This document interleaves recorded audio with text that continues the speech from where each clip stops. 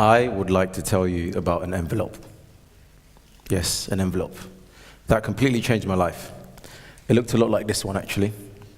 But before I do that, I'd like to take you back to Ghana. So I grew up in Tema, a small industrial town just off the east of the capital, Accra, for those who know. I grew up with my paternal uncle and his wife. Uncle Ernest was a businessman, and my auntie Linda was a teacher. Although I wasn't their son, they treated me as if I was, and they showed me love and placed great importance on my education. I remember having to practice my times tables every night, actually. I'm not sure if I've got the sevens still right, but it's not too bad. Hello, Mum. So at 9, I came to the UK, London, joining my mum and my sister who are here today. And my mum was a hairdresser at that time, which explains the wacky hairstyles that I've got going on here. But she placed great importance on our education too. So I went to Shacklewell Primary School, which is 5 minutes down the road actually. And at first it was a bit weird, you know. I was teased a bit, mainly because of my accent. And at 11 I went to secondary school and things didn't change there either. But by year 9, things did start to change. Thanks to my friends and my teachers at Mossbourne Community Academy, I was beginning to find my feet. Just like my family, they were ambitious for me. And I responded to that. I worked hard, and at GCSEs I achieved 8 A stars and 4 A's. I went on to, thank you. I went on to study maths, physics, chemistry, and product design. My ambition was to become a scientist. So by this time, I surrounded myself with friends who were just as ambitious for themselves as I was for myself. Okay, let's open this envelope. All my friends had made it into their universities of choice. Massimo, who's over there. What's up, Massimo? Massimo got into Oxford to study medicine.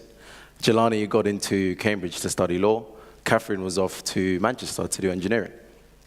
Tearing off that brown seal of the envelope felt like an eternity. When I finally got the courage to open it, though, I was elated. I had made it. I got the grades to study chemistry at Imperial College London. Now, for those who don't know, Imperial College London is one of the best universities in the world to study a science-related subject. So you can see why I was pretty happy in that picture. This elation was short-lived.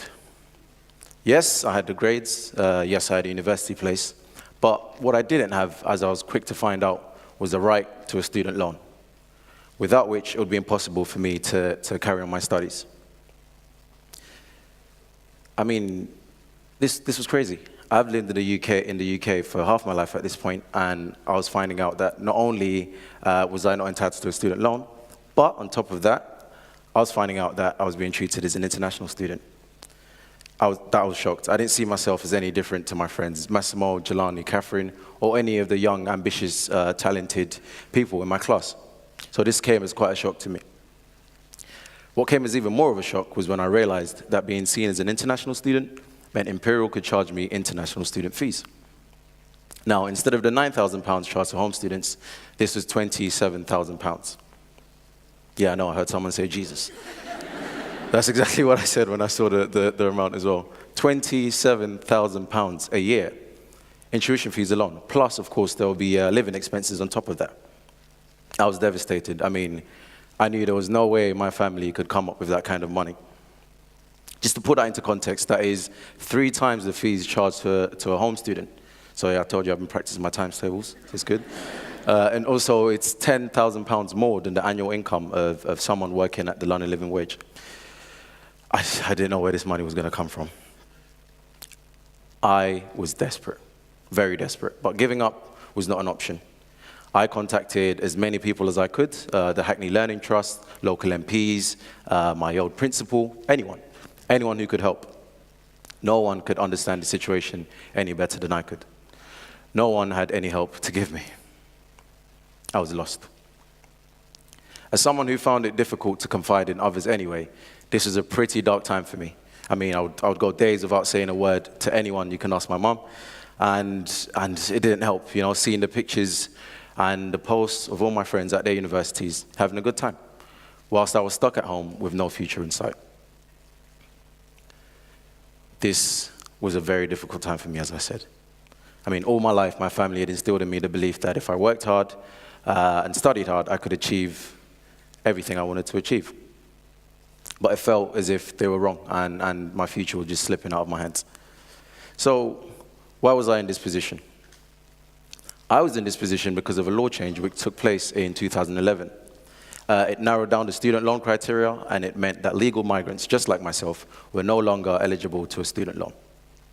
So we weren't British enough for a loan, but we were British enough to work, we were British enough to pay taxes, and we were British enough to join the British Army. Yes, I know. So I was a bit confused myself. It made no sense. Coming across the Let Us Learn campaign, however, changed my life, literally. The campaign was set up by young migrants just like myself who had been affected by the same situation, and they were coming together to try and do something about it. For the first time, I heard the stories of many people who had been affected by the same situation as I was. I cannot tell you how important that was for me. It made me realize I wasn't alone. They felt like a second family to me, and we were all there for each other, seeing as we'd been through similar stories. This strong sense of family was illustrated in the summer of 2015 when we all went to the Supreme Court. So that's 40 of us at the Supreme Court, and we went because the court was hearing a judgment, a challenge, to the student loan criteria, which was brought to them by a young lady called Boris Tegere. Now, Boris Tegere had lived in the UK since she was 4 years old. But, surprise, surprise, she was being blocked from accessing student finance too. Some of our cases were being used as evidence in courts, which was brilliant. But we wanted to turn up in person, protest, so that the judges could see for themselves how important this issue was for so many young people across the UK. So that was the hearing. We went back a few weeks later for the judgment, and we won. We actually won. This was our first, thank you. Thank you.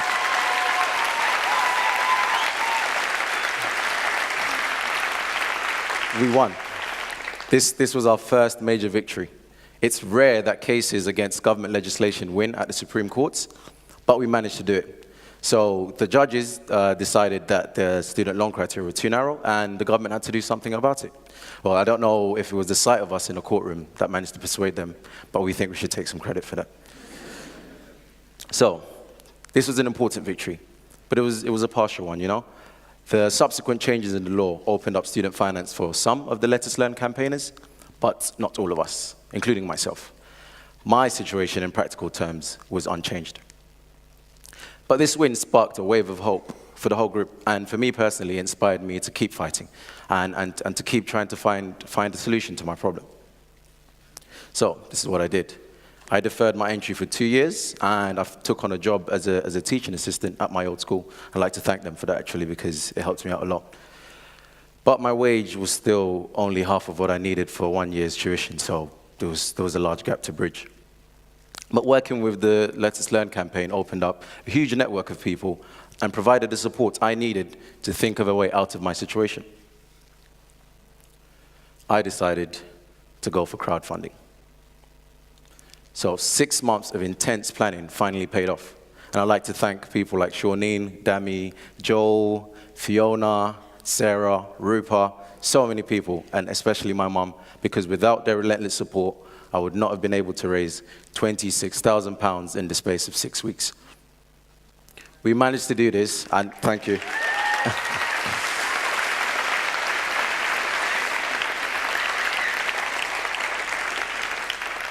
Thank you very much. We managed to do this, and I was amazed.